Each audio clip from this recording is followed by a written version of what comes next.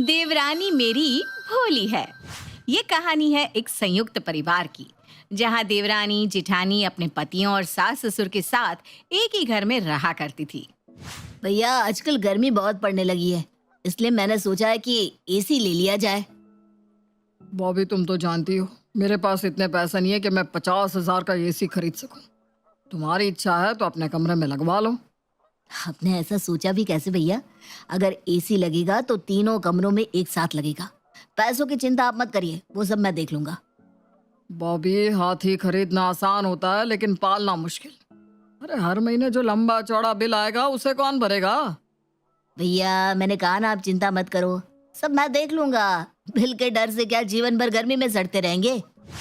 बॉबी का बिजनेस अच्छा चल रहा था, उसकी इनकम अच्छी थी, जबकि बड़ा भाई विकी एक प्राइवेट कंपनी में कंप्यूटर ऑपरेटर था। उसकी तनख्वाह सीमित थी, इसलिए वो घर खर्च के लिए सीमित ही पैसे दे पाता था। बड़े भाई की आर्थिक स्थिति समझते हुए बॉबी अधिकांश बड़े खर्च खुद ही उठा लिया करता था। एक दिन बोबी भाई, एक बढ़िया स्कीम लेकर आया हूँ। एक ऐप है, आपको उसे डाउनलोड करना है और उसमें पैसे लगाने हैं। आपको आपके पैसे का 2 गुना पैसा मिलेगा, गारंटेड। अरे पैसा कमाना कोई हलवा है क्या? ऐसे थोड़ी ना होता है। अरे बॉबी भाई, होता है। ये लोग हमारा पैसा स्टॉक मार्केट में लगाते हैं और फिर उस पैसे से बढ़िया बढ़िया रिटर्न कमाकर मुनाफा आपको देते हैं। बॉबी पहले तो काफी नानुकुर करता है, लेकिन फिर दोस्तों की बात में आकर कुछ पैसे लगा ही देता है। वाकई श्याम की बात सच निकलती है और 10 दिन में उसका पैसा डबल हो जाता है। अरे वाह, अभी तो मैंने बस 50,000 लगाया था। अगर मैं 10 लाख लगाऊं तो मुझे 20 मिल जाएगा।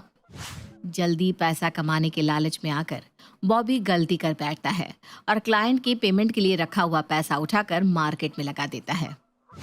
ये नहीं हो सकता, मेरे 10 लाख रुपए डूब गए। अब मैं क्लाइंट को क्या जवाब दूंगा? वही हुआ जिसका बॉबी को डर था। पैसा ना मिलने पर क्लाइंट ने माल नहीं दिया और पिछले रकम के भुगतान के लिए भी दबाव बनाने लगा। पता नहीं किस मनहूस घड़ी में मैंने उस शाम की बातों पर यकीन कर लिया और सारा रुपया गंवा बैठा। अब क्या करूं, कुछ समझ में नहीं आ रहा। अगर देनदारों को बकाया नहीं दिया तो दुकान बंद करने की नौबत आ जाएगी। सुनिए ना, वैलेंटाइन डे आने वाला है। इस बार ना मुझे डायमंड रिंग बनवा दो, मैं भी अपनी सहेलियों को दिखाकर खुश हो जाऊंगी। क्या हर समय हीरा सोना चांदी करती रहती हो? बस यही चलता रहता है क्या तुम्हारे दिमाग में? अरे दुनिया में और भी बहुत सारी समस्याएं हैं, कभी उनकी तरफ भी अपना ध्यान लगाया करो। अरे ऐसा क्या हो गया जो आप इस तरीके से मुझसे बात कर रहे हैं? नहीं दिलवाना तो मत दिलवाओ, बात तो ठीक से करो कम से कम। रिंकी देखो, मेरा मूड बहुत खराब है। बिजनेस में बहुत लॉस हो गया है। यहाँ सब बेचने की नौबत आ गई है और तुम डायमंड खरीदने की बात कर रही हो। मेरी सारी जमा पूंजी, डिपॉजिट सब चला गया। मैं बिल्कुल बर्बाद हो गया रिंकी। मुझे तो कुछ भी समझ में नहीं आ रहा कि अब क्या होगा। आप परेशान मत हो, भगवान कोई ना कोई रास्ता जरूर निकालेंगे हमारे लिए। कुछ दिन बाद बॉबी, इस महीने तुमने घर खर्च में अपना शेयर नहीं दिया। पिछले महीने भी तुमने आधे ही पैसे दिए थे। ऐसे कैसे काम चल पाएगा? मेरे पास भी खर्चे हैं। तुम्हारे ऊपर तो अभी बच्चों की जिम्मेदारी भी नहीं है, लेकिन मुझे तो अपनी सीमित तनख्वाह में से ही दोनों बच्चों को भी देखना होता है। भैया मेरा बिजनेस बहुत घाटे में जा रहा है, फिर भी मैं कोशिश करता हूँ पैसों का इंतजाम करने की। भाभी ये तो गलत बात है ना, आज तक घर की ज्यादातर जिम्मेदारी हम ही उठाते आए हैं। आज इन्हें बिजनेस में घाटा हो गया तो भैया ने इन्हें पैसे के लिए टोक दिया। आपको भैया को समझाना चाहिए था, उन्हें कितना दुख पहुंचा होगा। संकट में सबसे पहले उनके अपने घर वालों ने ही उनका साथ छोड़ दिया। अरे तुम गलत समझ रही हो रिंकी। भैया अच्छा कमाते हैं, इसीलिए घर की जिम्मेदारियां उठा लेते हैं, लेकिन हमारी कमाई उतनी है नहीं ना, तो कैसे खर्चा उठा पाएंगे? बच्चों की फीस, माँ बाबू जी की दवाइयाँ, तुम समझती हो ना घर में कितना खर्चा है। रिंकी जिठानी की कोई बात सुनना ही नहीं चाहती थी, इसलिए मुंह बनाकर अपने कमरे में लौट आती है। देखा आपने, बस 1 महीना हम पैसा नहीं दे पाए तो भैया ने सामने से आपको टोक दिया। अरे आज हम मुसीबत में हैं तो सब आंखें दिखा रहे हैं, वरना आज तक ऐसा हुआ है कि घर खर्च में आपने अपना हिस्सा ना दिया हो। बल्कि आप तो खुद घर की ज्यादा से ज्यादा खर्च अपने ऊपर लेने की कोशिश करते हो। भैया भी तो मजबूर है, वो खुद जिम्मेदारियों से घिरे हुए हैं। बस बस रहने दीजिए आप। देख लिया मैंने आपके घर वालों को। कल माँ जी भी ना मुझे पैसों का ताना दे रही थी। यही है दुनियादारी, पैसे जाते ही सबसे पहले रिश्तेदार अपनी असलियत दिखा देते हैं। आप चिंता मत करो, आपको अपने ही घर में ऐसे छोटा महसूस करने की ज़रूरत नहीं है। मैं अपने पापा से बात करती हूँ, वो ज़रूर हमारी मदद करेंगे। नहीं रिंकी, मैं नहीं चाहता कि मैं तुम्हारे पापा से पैसे लूं। अपने घर में सबकी 4 बातें सुनना तो तुम्हें बर्दाश्त है, लेकिन मेरे पापा से पैसे लेकर सम्मान से अपना बिजनेस चलाना मंजूर नहीं। अरे मैं उनकी इकलौती बेटी हूँ, उनका जो भी है सब मेरा ही तो है। और मुझे पूरा यकीन है पापा को आपकी मदद करने में खुशी ही होगी। रिंकी के बार बार समझाने पर बॉबी अपने ससुर तुकाराम से पैसे लेने के लिए तैयार हो जाता है। बेटा, रिंकी ने बताया कि तुम्हारा बिजनेस बहुत घाटे में चला गया है, जिसकी वजह से तुम्हारे ऊपर काफी कर्ज हो गया है। वैसे तो मैं रिश्तेदारी में रुपयों का लेन देन करना कुछ खास पसंद नहीं करता, लेकिन यहाँ बात मेरी बेटी रिंकी के जीवन की है, इसलिए मैं तुम्हें 10 लाख रुपए देने के लिए तैयार हूँ। तुम पैसा ले लो और अपने बिजनेस में लगा दो। व्यापार में तो नफा नुकसान चलता ही रहता है पापा जी। आज मुझे नुकसान हुआ है, कल को फायदा भी होगा। जैसे ही मेरा बिजनेस चलने लगेगा मैं आपके रुपए वापस कर दूंगा। बेटा, 30 साल से मैं व्यापार कर रहा हूँ और व्यापार का गुणा भाग मेरे से ज्यादा कोई नहीं जान सकता। मेरा मूल तो तुम वापस कर दोगे, लेकिन ब्याज का क्या? और एक अच्छा व्यापारी कोई भी घाटे का सौदा नहीं करता। मैं कुछ समझा नहीं पापा जी, क्या कहना चाहते हैं आप? अरे बेटा, मैं तो मजाक कर रहा था। मजाक नहीं समझते क्या? चिंता की कोई बात नहीं, मैंने तुम्हारे अकाउंट में पैसे ट्रांसफर कर दिए हैं। तुम अपना काम आगे बढ़ाओ। तुकाराम ने मजाक कहकर बात को खत्म तो कर दिया था, लेकिन बॉबी को कहीं ना कहीं रिंकी के पिता की कही हुई बातें खटक रही थी। उसे इतना तो समझ में आ ही गया था कि वो मजाक नहीं कर रहे थे। कुछ दिन बीतने के बाद एक दिन तुकाराम का फोन दामाद बॉबी के पास आता है। बॉबी बेटा, कैसा चल रहा है तुम्हारा व्यापार? कोशिश कर रहा हूँ पापा जी, लेकिन अभी तो कुछ खास सुधार नहीं है। थोड़ा समय लगेगा, लेकिन मुझे यकीन है कि सब सही हो जाएगा। अपना पैसा तो डुबा ही चुके हो, मेरा पैसा भी तो ले नहीं डुबोगे ना? अरे आप ऐसा क्यों सोचते हैं? मैं आपकी पाई पाई चुका दूंगा। अरे मैं तो मजाक कर रहा था भाई। बहुत अच्छी बात है, लगे रहो लगे रहो। अच्छा, मैंने ना तुम्हें एक काम के लिए फ़ोन किया था। आज ज़रा दिल्ली गेट से दुकान का थोड़ा सामान उठाना था। मेरी दुकान पर काम करने वाला लड़का 15 दिन से छुट्टी पर है। अगर तुम जाकर सामान ले आओगे तो हमारी बड़ी मदद हो जाएगी। आप परेशान मत होइए पापा जी, मैं जाकर ले आता हूँ। अच्छा, आते हुए ना थोड़ी सब्जियां भी लेते आना। लेकिन पापा जी, सब्जी मंडी तो बिल्कुल उल्टी दिशा में है, उधर जाने में तो 1 घंटा लग जाएगा। अरे कोई बात नहीं ना बेटा, वैसे भी पूरा दिन तुम दुकान पर मक्खी तो मारते हो। कुछ काम करोगे तो तुम्हें भी तो अच्छा लगेगा ना। लेकिन बेटा, दिशा चाहे जो भी हो, सब्जी की जरूरत है तो लानी तो पड़ेगी ही ना। जी ठीक है, मैं कुछ देर में आता हूँ। बॉबी पहले दिल्ली गेट जाकर दुकान का सामान रिसीव करता है और फिर सब्जियां खरीद कर अपने ससुराल देकर आ जाता है। कुछ दिन बीतने के बाद अरे बेटा, पैसा लेते समय तो तुम बड़े प्यार से बात कर रहे थे, और अब कभी पूछते भी नहीं कि ससुर जी क्या हाल चाल है।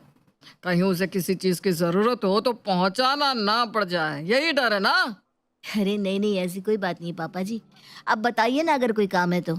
मैंने काम के लिए तो कभी मना नहीं किया। बेटा, कल मेरे कुछ दोस्त आ रहे हैं घर पर, एक छोटी सी पार्टी समझ लो। अच्छा, तुम्हें इस पार्टी में आना ज़रूर है। मैं अपने दोस्तों से तुम्हें मिलवाता हूँ, सब बड़े बिजनेसमैन हैं, तुम्हारा फ़ायदा ही होगा।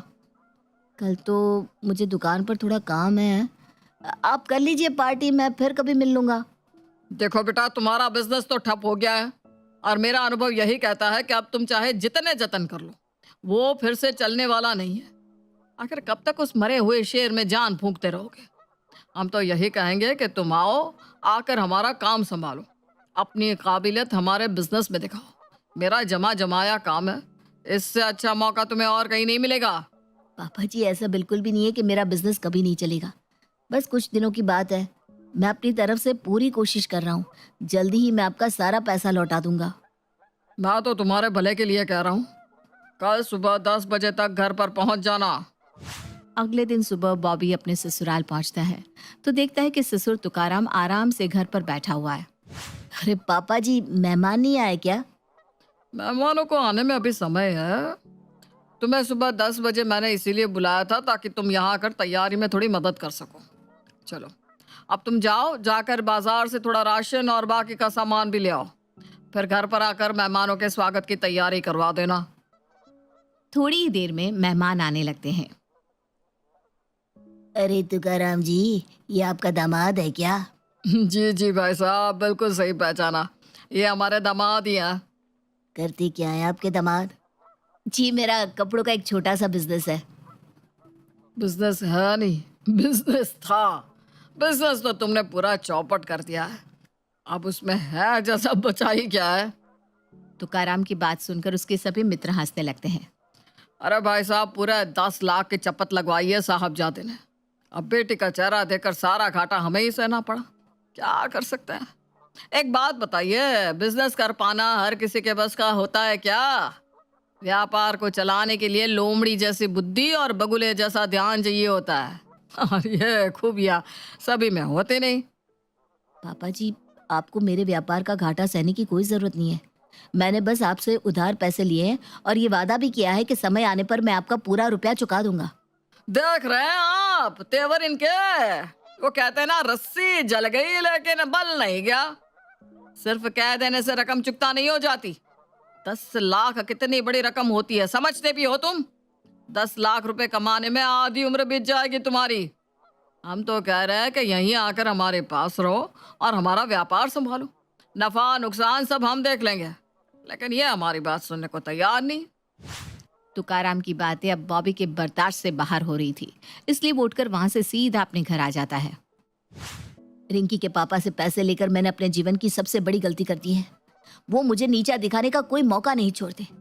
घर के काम तो मुझसे करवाते ही थे, लेकिन आज तो उन्होंने अपने दोस्तों के सामने भी मुझे बेइज्जत कर दिया और बार बार मुझ पर अपने यहाँ आकर रहने के लिए दबाव बना रहे हैं। सो अलग, अगर इस समय रिंकी से मैंने कुछ भी कहा तो वो तो यही समझेगी कि मैं उसके पापा की भलाई का बदला उन्हें दोष देकर चुका रहा हूँ। इसलिए जब तक पैसों का इंतजाम नहीं हो जाता, मुझे चुपचाप सब कुछ बर्दाश्त करना ही होगा। कुछ दिन बाद, ये ले बेटा, पूरे 10 लाख रुपए हैं। ये रुपये ले जाकर तू अपने पापा को दे देना। लेकिन माँ जी, आपके पास इतनी बड़ी रकम आई कहाँ से? मैंने अपने और बड़ी बहू के सारे गहने बेच दिए हैं। उन्हीं गहनों को बेचकर मैंने 10 लाख रुपए का इंतजाम किया है। लेकिन आपको गहने बेचने की क्या जरूरत थी? पैसा तो मेरे पापा ने दे ही दिया था, और उन्हें पैसा लौटाने की ऐसी कौन सी जल्दी थी आपको कि ये कदम उठाना पड़ा? इतनी भी भोली मत बनो रिंकी, जैसे तुम्हें कुछ पता ही नहीं है। आंखों देखी मक्खी निगलना कोई तुमसे सीखे। मुझे कुछ समझ में नहीं आ रहा, आप लोग क्या बात कर रहे हैं? क्या तुम्हें पता नहीं कि जब से तुम्हारे पापा ने बॉबी को पैसे दिए हैं, उन्होंने उसका जीना मुश्किल कर दिया है? अरे क्या कुछ नहीं किया तुम्हारे पापा ने, और तुम कह रही हो कि तुम्हें कुछ पता ही नहीं। क्या बॉबी ने आज तक तुम्हें कुछ भी नहीं बताया? मुझे सचमुच कुछ नहीं पता। मैं अभी बॉबी को यहाँ बुलाती हूँ। सिर्फ बॉबी को नहीं, अपने पापा को भी यहाँ बुलाओ। अब जो भी बात होगी सबके सामने होगी। रिंकी गुस्से में अपने पापा और बॉबी दोनों को फोन लगाती है और उन्हें घर बुलाती है। कुछ देर बाद बॉबी और तुकाराम दोनों घर आ जाते हैं। पापा, क्या आपने बॉबी के ऊपर पैसे लौटाने के लिए दबाव बनाया था? सच सच बताइएगा पापा, झूठ मत बोलना। ये क्या बताएंगे, सच मैं बताता हूँ। मदद करने के नाम पर 10 लाख रुपए देने के बाद इन्होंने जैसे मुझे अपना गुलाम बना लिया। मुझसे घर का राशन मंगवाया, सब्जी भाजी मंगवाई, अपने दोस्तों के सामने बुलाकर बेइज्जत किया। इतना ही नहीं, दुकान पर काम करने वाले नौकरों की जगह मुझसे काम करवाया। और जब इतने से भी तुम्हारे पापा का पेट नहीं भरा तो इन्होंने मुझे घर में घर खर्च देने से मना कर दिया। कहते हैं दुकान से जो भी कमाई होगी वो सारा पैसा इन्हें देना होगा। जब मैंने इन्हें हमारे पारिवारिक मामले के बीच में बोलने के लिए मना किया तो इन्होंने मुझसे अपने 10 लाख रुपए तुरंत लौटाने के लिए कहा। 10 लाख रुपए बहुत बड़ी रकम होती है। मैं ऐसे खड़े खड़े अचानक आपको 10 लाख रुपए कहाँ से ला कर दूंगा? अगर नहीं दे सकते तो कल से तुम यहाँ मेरे साथ इस घर में रहोगे और मेरा बिजनेस संभालोगे। अपना कर्ज वसूलने के लिए तुम्हारे पापा मुझे घर जमाई बनाना चाहते हैं। मैं ये क्या सुन रही हूँ पापा? जवाब दीजिए, क्या ये सच है? बॉबी बेटा, तुम मेरी बातों का गलत मतलब निकाल रहे हो। मैं तो तुम्हारे भले के लिए ही सोच रहा हूँ। मैं बस यही कहना चाहता था कि अगर तुम्हारा बिजनेस नहीं चल रहा तो छोड़ो उसे। उसके पीछे अपना समय और ऊर्जा क्यों बर्बाद कर रहे हो? मेरे साथ मेरा व्यापार संभालो। आपने मेरे पति को घर जमाई बनाने के लिए दबाव बनाया और अब आप कह रहे हैं कि आपका वो मतलब नहीं था। इतनी बड़ी बात सोचने से पहले आपको एक बार मुझसे बात करनी चाहिए थी पापा। अपने ससुराल में मेरा सर शर्म से नीचा कर दिया। अगर यही सब सहना होता तो हम पैसा कहीं और से भी तो उधार ले सकते थे, लेकिन मैंने ही बॉबी को कहा था कि मुझसे ज्यादा पापा के लिए इस दुनिया में और कुछ भी जरूरी नहीं है। वो बिना सोचे हमारी मदद कर देंगी, लेकिन मैं गलत थी पापा। बॉबी, मैं आपकी गुनहगार हूँ। मुझे अपने पापा पर कुछ ज्यादा ही भरोसा था, लेकिन आज मुझे सबक मिल गया है कि ससुराल की बातें मायके में बताने से मदद मिले ना मिले, ससुराल की इज्जत जरूर चली जाती है। पापा, अपने दोस्तों के सामने मेरे पति का अपमान करने से पहले आपने एक बार भी नहीं सोचा कि आप सिर्फ बॉबी का नहीं मेरा भी अपमान कर रहे हैं? लाइए माँ जी, 10 लाख रुपए मुझे दीजिए। कर्ज वापस लौटाने का समय आ गया है। मुझे माफ कर दे बेटा, मेरा सब कुछ तेरा ही तो है। मुझे तो लगा था कि तुझे अपने माँ बाप के साथ रहने में खुशी होगी। मैंने तो ये सब तेरे लिए ही किया। आपने ऐसा सोचा भी कैसे पापा? मेरे लिए मेरे पति का सम्मान सबसे बढ़कर है, और अब मेरी शादी हो गई है पापा। मेरा घर यही है जहां आपने मुझे विदा करके भेजा था। अब आप अपना रुपया लेकर जाइए यहाँ से। आपका पैसा तो आपको वापस मिल गया भाई साहब। मेरे बेटे का खोया हुआ सम्मान क्या आप लौटा सकेंगे? तुकाराम को अपनी गलती का बहुत पछतावा हो रहा था। वो हाथ जोड़कर रिंकी के ससुराल में सबसे माफ़ी मांगता है और अपने पैसे लिए बिना ही वहाँ से लौट जाता है।